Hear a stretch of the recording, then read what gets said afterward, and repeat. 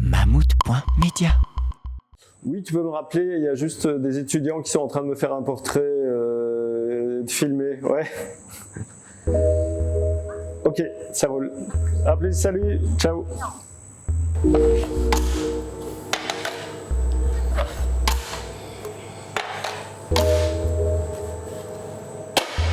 Et voilà, je suis un chocolatier bean to bar, donc ça veut dire que j'achète pas mon chocolat à un couverturier, comme on appelle, mais je fais mon chocolat moi-même à partir de fèves de cacao.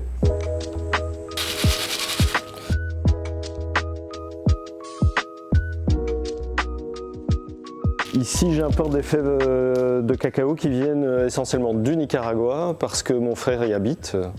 Et ça fait une trentaine d'années qu'il habite là-bas et il connaît les coopératives et donc il a pu me renseigner vraiment sur les coopératives qui valaient vraiment la peine d'être inclus dans la production. Cette magnifique machine DIY, comment ça fonctionne? On a là un cracker, donc c'est vraiment deux rouleaux en métal qui vont simplement concasser la fève. Ce cracker est actionné par une foreuse. Et je mets les fèves ici, elles passent via le cracker et puis elles vont descendre dans ces chicanes. Et donc la partie la plus lourde va tomber dans le seau ici. Et donc ça va aspirer par ici et finalement les enveloppes vont se trouver dans ce compartiment-ci.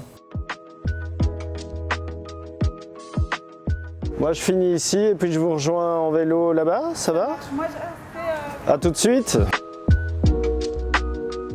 Ici, c'est un salon dédié au café, aux torréfacteurs de café, mais aussi il y a un petit espace réservé à des chocolatiers bean to bar. Donc, quand vous allez acheter un chocolat dans un supermarché, vous savez à peine de quel pays ça vient.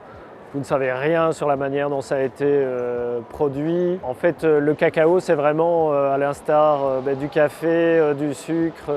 C'est vraiment des productions qui ont démarré lors de la colonisation des Amériques et qui s'est prolongée avec les colonies. Donc c'est vraiment un produit où finalement ici en Belgique on a été habitué à le consommer à très bas prix parce que ça a toujours été produit dans des conditions assez dramatiques.